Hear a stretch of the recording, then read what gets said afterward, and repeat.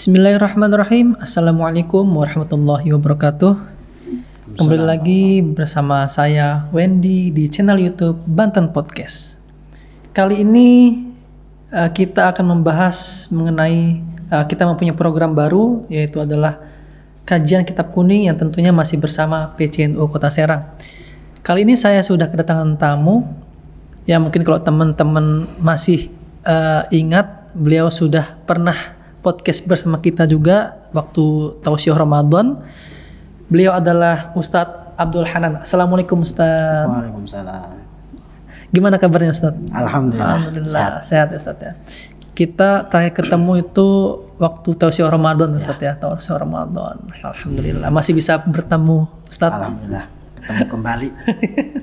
Mudah-mudahan selalu diberikan kesehatan. Amin ya Allah amin.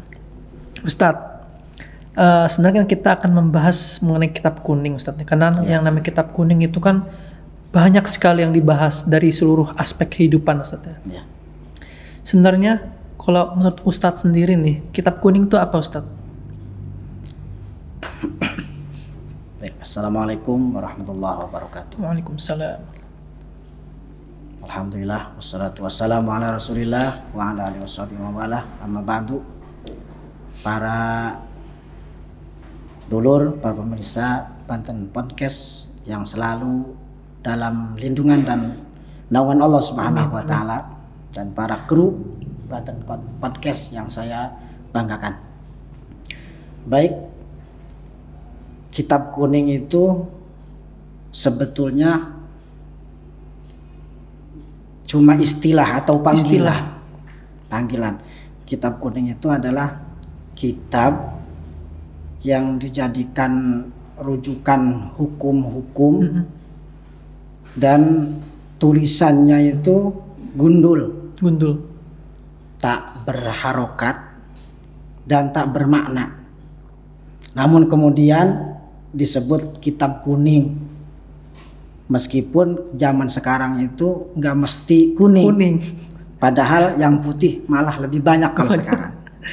Tapi yang udah tenar itu disebut kitab kuning karena kitab yang bertuliskan bahasa Arab, ditulisnya tulis huruf Arab dan mempunyai ciri tersendiri, ialah tanpa harokat dan tanpa makna. Dan biasanya dari dulu hingga sekarang suka dipelajari di pesantren-pesantren, khususnya pesantren salafi ya. Itulah kitab kuning. Kitab kuning ya emang bener Ustadz ya, sekarang mungkin karena mungkin udah modern juga ya. Sekarang kertasnya pakai kertas putih ya. Jadi yang penting itu nggak merubah makna dari kitab kuning sendiri Ustadz ya. Nah di rumah Ustadz sendiri ini udah punya berapa banyak kitab kuning? Kalau terhitung dari kitab yang kecil sampai yang agak besaran lah, udah ratusan. Itu dibaca semua nggak Ustaz? Oh enggak. belum dipelajari semua dan belum sempat kebaca semua. Kenapa? Karena apalagi semua fan ilmu kita pelajari, kita baca, meskipun satu fan aja, misal fan fikih, seluruh fan fikih, kitab yang menerangkan tentang fikih kita pelajari semua. Meskipun kita dikasih umur 1000 tahun, akan habis umur kita. Belum cukup ya 1000 tahun Ustaz. Karena yang menulis kitab itu berbagai macam judul dan berbagai kalangan ulama, dari beratus apa berjuta itu para ulama sedunia ini. Jadi paling kalau ada masalah-masalah tentang ubudiyah atau tentang muamalah yang tidak ditemui di kitab-kitab kecil, maka kitab agak besar kita baca ketika diperlukan. Ya emang itu juga banyak ilmunya Ustadz, maksudnya bukan satu Ustadz aja atau kiai aja yang ngebahas itu, mungkin harus dirembukan Ustadz ya. Jadi mungkin Ustadz ini bawa buku ini, mungkin nanti digabungin dan bertemulah satu dengan macam-macam judul kitab. Iya betul. Luar biasa Ustadz ya. Nah Ustadz sendiri nih belajar kitab kuning tuh butuh berapa lama Ustadz? Kalau pribadi saya belajar kitab kuning itu, kalau untuk dasar pembekalan untuk membaca kitab kuning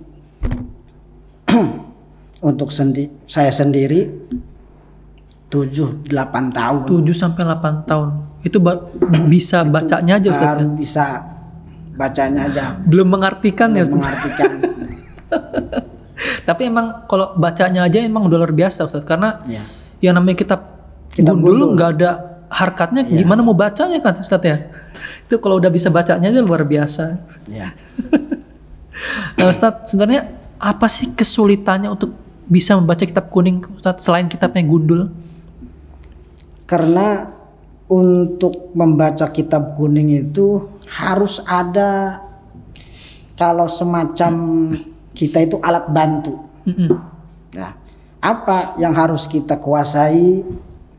Ilmu nahu. Nah ini juga menarik nih. Nahu sorof itu saya juga dengar nahu sorof. Nah sebenarnya nahu sorof itu apa sih Ustaz? Baik, para pemirsa Banten Podcast yang selalu saya cintai dan banggakan. Terlepas itu semua, kitab kuning itu banyak bermacam-macam ilmu yang dituangkan ke dalam kitab kuning. Dan pada saat ini saya bawa kitab yang menjelaskan tentang macam-macamnya ilmu yang tertuang di dalam kitab kuning.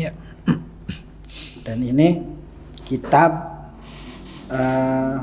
karangan Sayyid Alawi bin Ahmad As-Saqaf, ataupun yang kita tenar disebutnya As-Segaf. As-Segaf ya. Sayyid Alawi bin Ahmad As-Segaf. Dan di dalam kitab kuning itu yang mungkin selama ini dianggap tabu oleh kalangan tentu selain daripada santri, yang katanya kitab kuning itu kuno dan ketinggalan, tidak relevan atau tidak selamat terpakai di dalam kehidupan yang udah modern ini Ustaz. Yang padahal di dalam kitab kuning itu bermacam-macam ilmu tertuang di situ. Lalu apa saja macam-macam ilmu yang tertuang di dalam kitab kuning itu?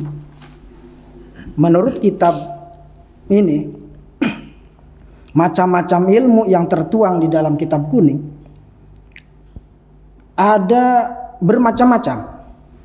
Wa amma hasru anwa'il ulum, adapun macam-macam ilmu yang tertuang di dalam kitab kuning, fahiya imma syar'iyah.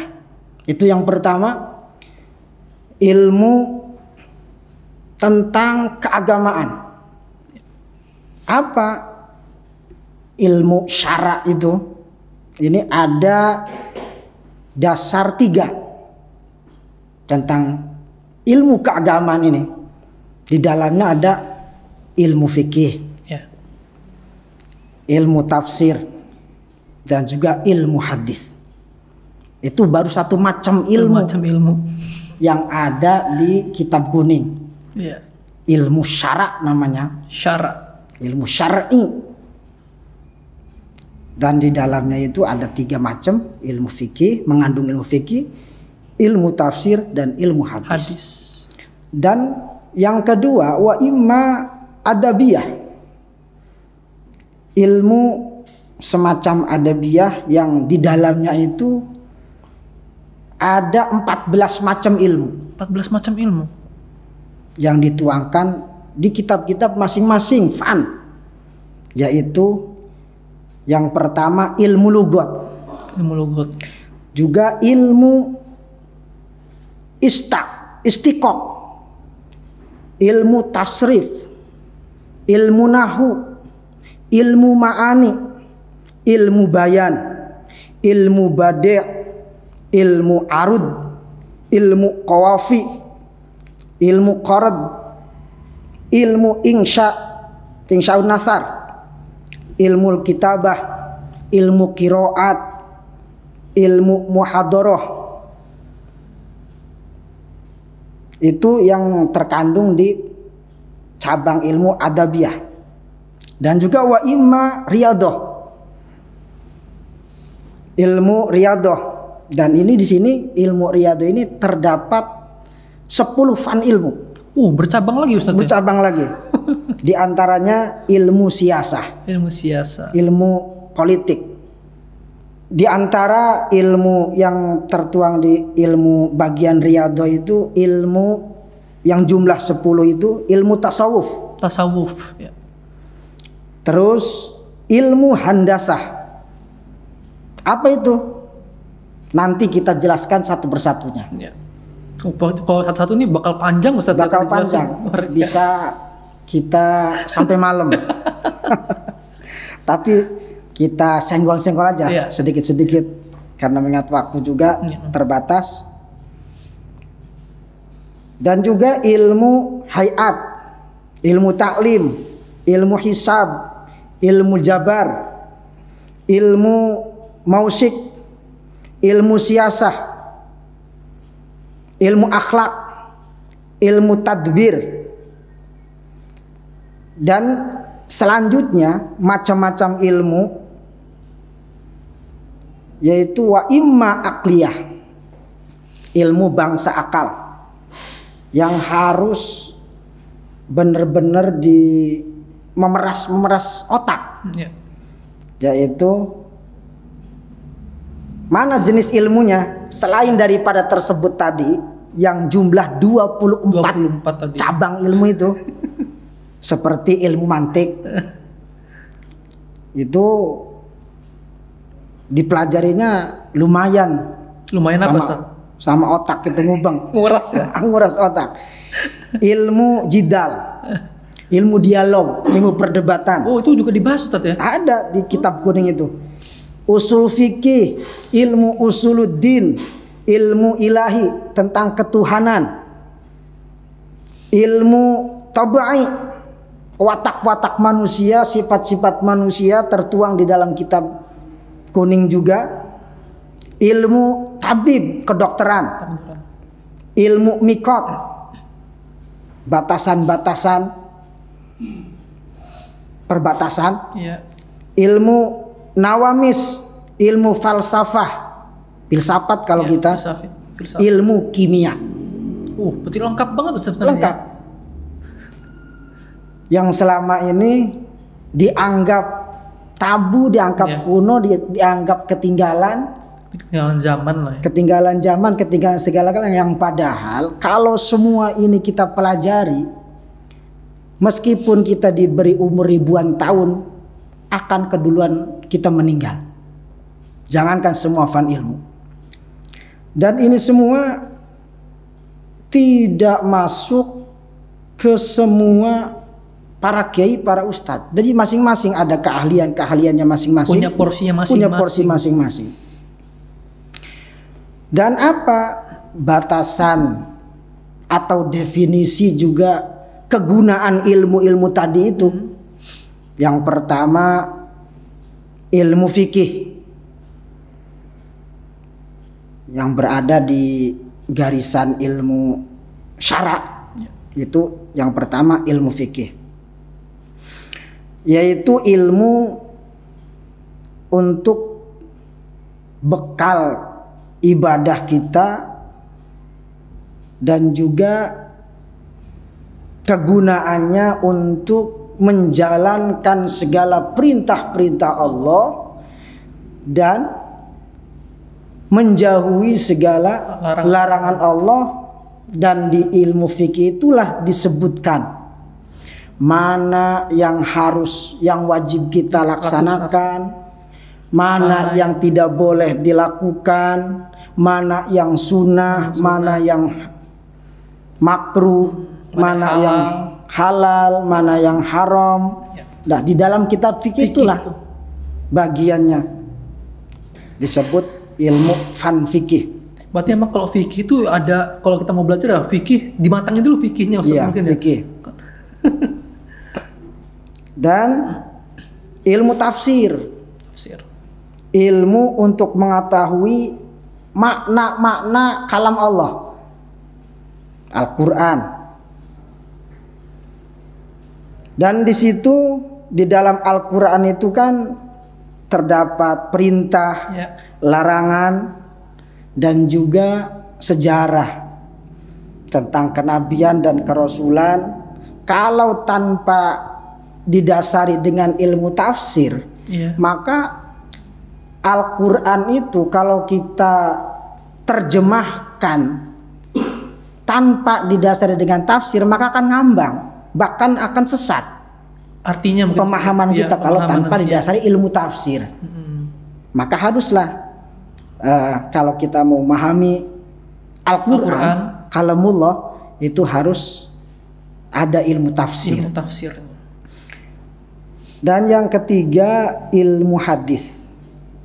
Dan ilmu hadis ini ada dua macam. Hadis riwayat, ilmu hadis diroyah.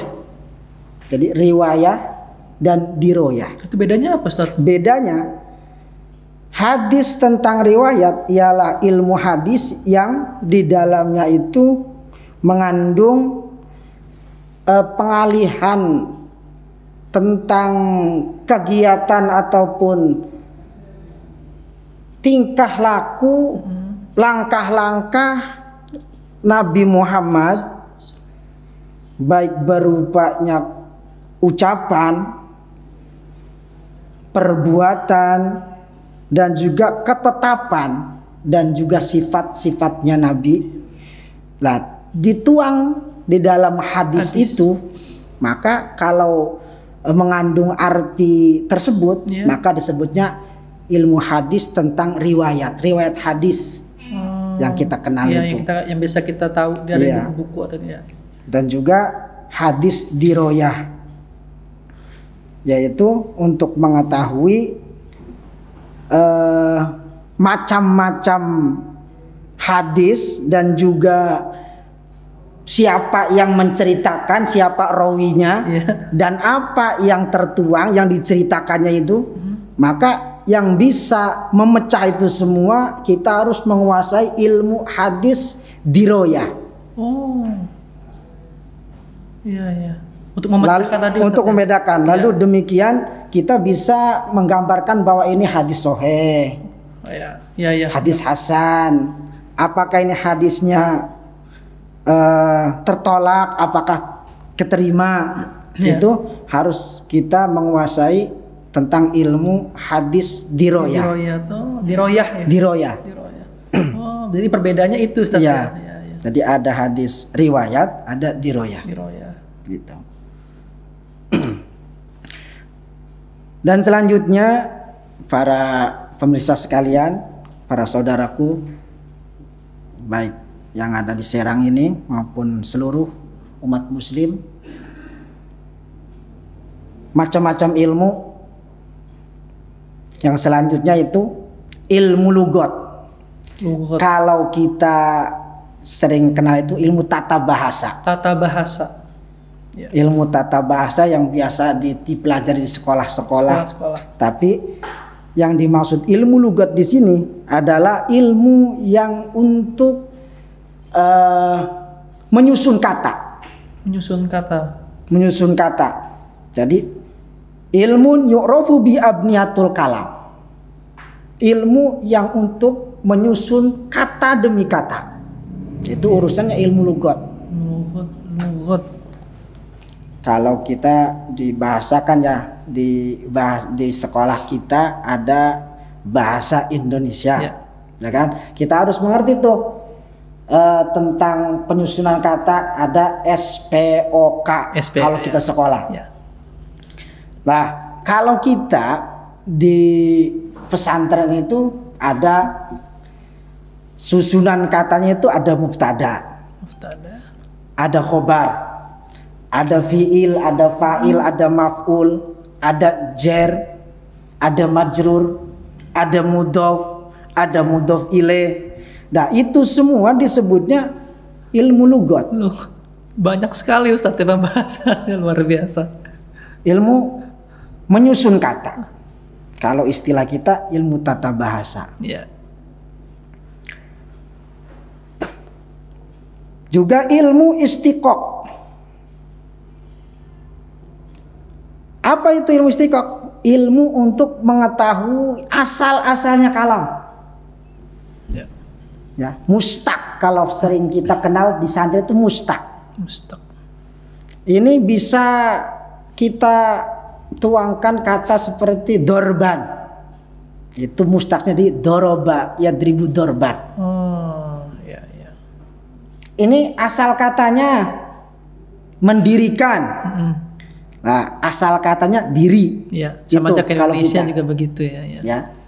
Jadi disebut ilmu mustaq atau istiqaq.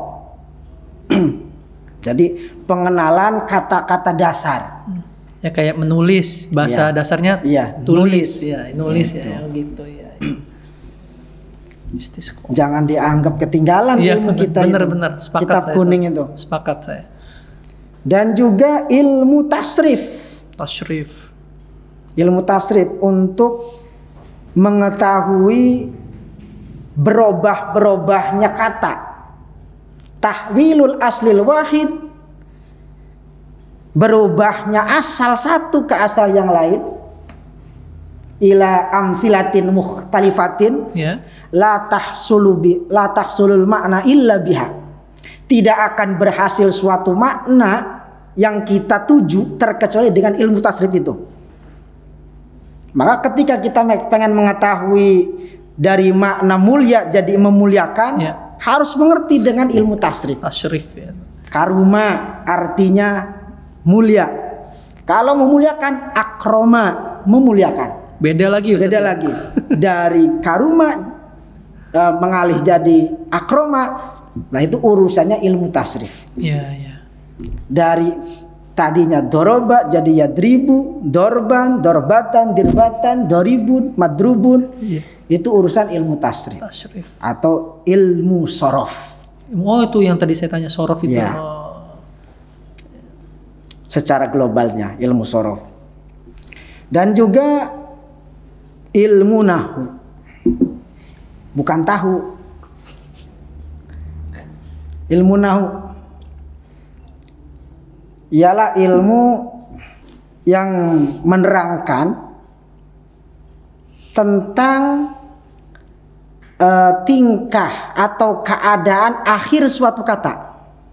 Akhirnya ini maksudnya. Akhirnya. Jadi ada tadi itu asal kata. Asal katanya. Ya. Jadi urusannya ilmu tasrif. Tasrif. Ilmu istiqaq. Istiqaq. Ada tentang keberadaan ataupun tingkah akhir suatu kata. Ya. Dari akhirnya u bisa jadi a, bisa jadi i. Ya. Itu urusannya ilmu nahu. Ilmu nahu. Ya kayak di Al-Qur'an juga ada Ustaz. Ya. Jadi contoh pertama dibaca domah, koma, zaidun tuh akhirnya zaidun tuh. Ya. Bisa dibaca domah, bisa dibaca fathah jadi zaidan, ro'aitu zaidan. Yeah.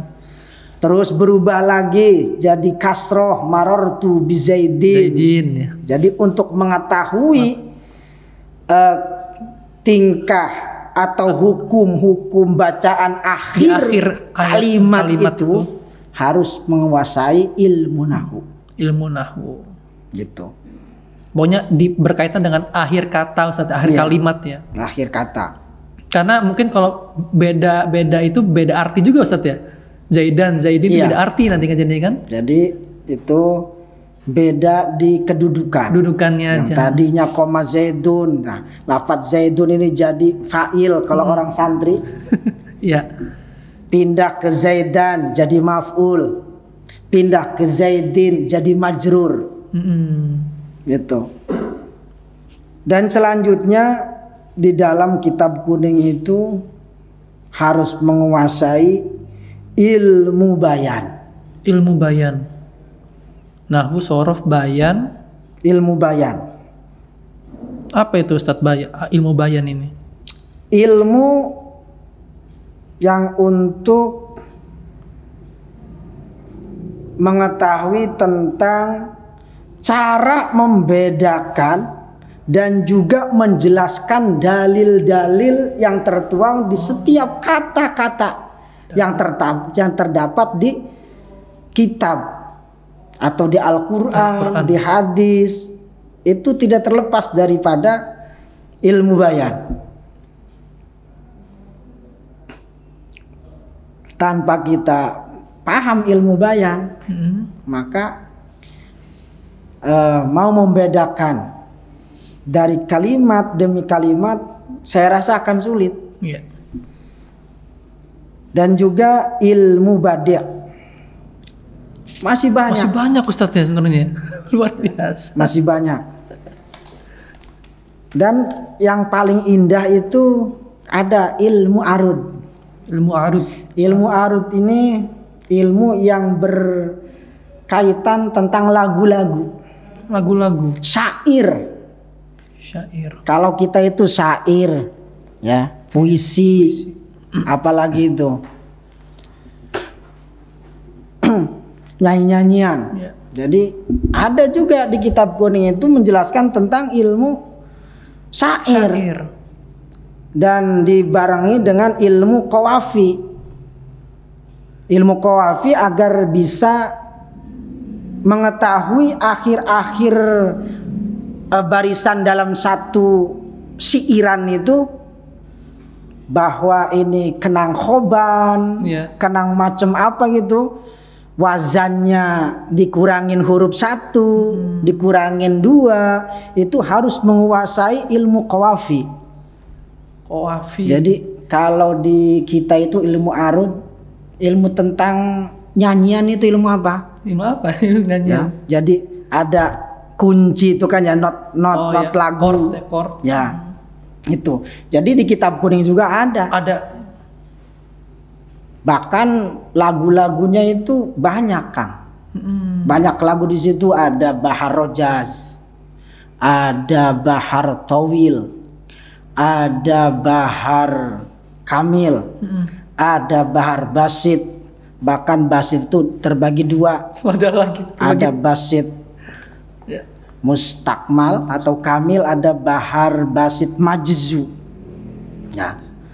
Dan ini ternyata kitab arud ini kitab yang ilmu arud, maksud saya. Ilmu arud ini ilmu yang baru.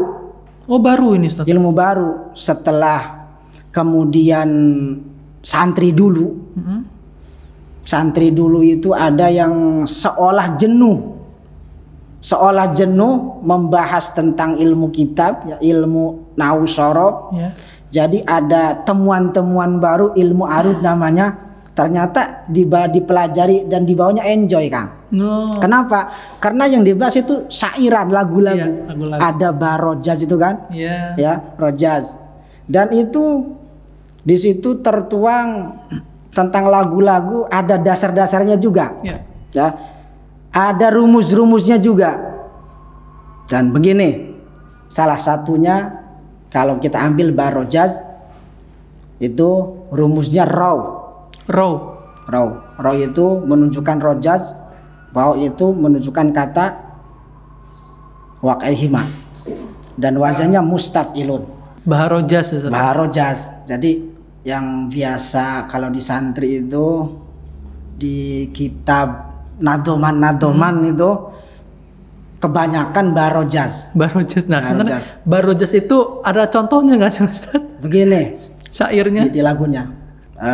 Lagunya di setiap nadoman itu kan macam-macam ya. Kalau santri sekarang kan suka ganti-ganti lagunya. Iya. Seperti mustafilun yaqulu ba'daham didil jalali musalliyan ala nabi wal ali. Masya Allah. Gitu. Dan kalau kita perbandingin sama dangdut, ya, berarti Barojaz ini ya, bisa juga. Bisa juga. Ya, luar biasa. Di dangdut, Elvis Sukaisi. Bukan. Evita Mala. Oh, Evita Mala. Dimanapun ada bayanganmu, dimanapun ada bayanganmu, di setiap waktuku teringat bayangmu, kekasih. Mustafilun, mustafilun, mustafilun, mustafilun, mustafilun. Jadi Barojaz itu wazannya mustafilun disebut sebanyak 6 kali. 6 kali. Luar biasa. Dan bisa juga di lagu itu, di perbandingan kita ada lagu Sunda itu cincang keling itu. Cincang keling ya. Cincang keling manuk cincing sinditan. Iya. Mustafilun, mustafilun, mustafilun, mustafilun, mustafilun, mustafilun. Luar biasa. Iya ya. Berarti emang bisa maksudnya bisa, situ dan ya. ada Bahar Basit. Apa lagi itu Ustaz? Iya lagu itu. Lagu juga disebutnya Bahar Basit. Oh. Wazannya itu beda lagi. Beda lagi ya. Mustafilun fa'ilun, mustafilun fa'ilun, mustafilun fa'ilun, mustafilun fa'ilun. Luar biasa. Lam yatalim qatu toha mutlaqan abada wa mata sa'abas lan fil madas zamani. Emang Bahar Basit itu nggak kalah indah sama lagu-lagu sekarang Ustaz, maksudnya Insya Allah nggak kalah. Nada-nadanya nggak bakal kalah juga Ustaz ya. Ada dari Basit iramanya Maju. ya. Wow, ada lagi Ustaz. Ada Basit Maju. Sebenarnya masih banyak pembahasan yang kita akan bahas sebenarnya Ustaz ya, terkait ilmu-ilmu yang terkandung dalam kitab kuning. Masih banyak tentang kedokteran. Masih banyak ya. Masih banyak. Karena tadi aja ada 14, 10 itu Ustaz ya. Iya, mungkin kalau kita ngebahas semalaman ini belum tentu selesai. Karena kita keterbatasan waktu Ustaz. Iya. Oke, Ustaz, terakhir nih sebelum kita closing statement, ada nggak pesan-pesan untuk teman-teman Banten Podcast? Baik, para teman-teman Banten Podcast yang dimuliakan Allah, itulah baru sebagian ilmu-ilmu yang tertuang di dalam kitab kuning. Maka saya atau kami mengajak teman-teman semua untuk bagi yang masih di pesantren, giat-giatlah belajar, menggeluti ilmu-ilmu yang tadi itu. Mudah-mudahan Anda sekalian diberikan ilmu Amin. yang bermanfaat dan barokah. Dan bagi Anda teman-teman sekalian yang belum sempat ataupun belum begitu mengetahui atau tidak tahu tentang keindahan, tentang kehebatan ilmu yang tertuang di dalam kitab kuning ini, maka hendaklah mari kita ramai-ramai semangat untuk menggeluti, mempelajari ilmu kuning, apalagi cabang-cabang ilmu yang tadi saya sebutin itu dapat dikuasai, meskipun tidak semuanya, minimal 10 atau 12 fan ilmu yang dapat dikuasai dalam rangka untuk bekal ibadah, dalam rangka untuk pelaksanaan ibadah kita sehari-hari, agar ibadah kita didasari dengan ilmu agama, dan mudah-mudahan atas dasar ibadah kita didasari ilmu agama, dapat diterima oleh Allah Subhanahu wa Ta'ala. Karena memang kalau tanpa ada dasar ilmu, maka ibadah itu akan tertolak dan tidak diterima oleh Allah Subhanahu wa Ta'ala. Demikian yang dapat saya sampaikan. Terima kasih atas segala perhatian.